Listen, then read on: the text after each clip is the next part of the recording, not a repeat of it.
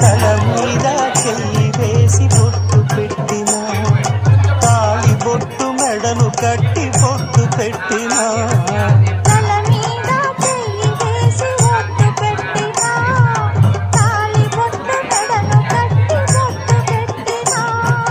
సన్ని కళ్ళు తొక్కిన సప్త పదులు మెట్టిన,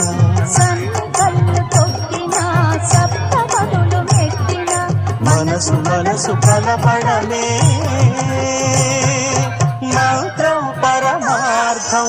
శ్రీరస్తు శుభమస్తు, శ్రీరస్తు శుభమస్తు.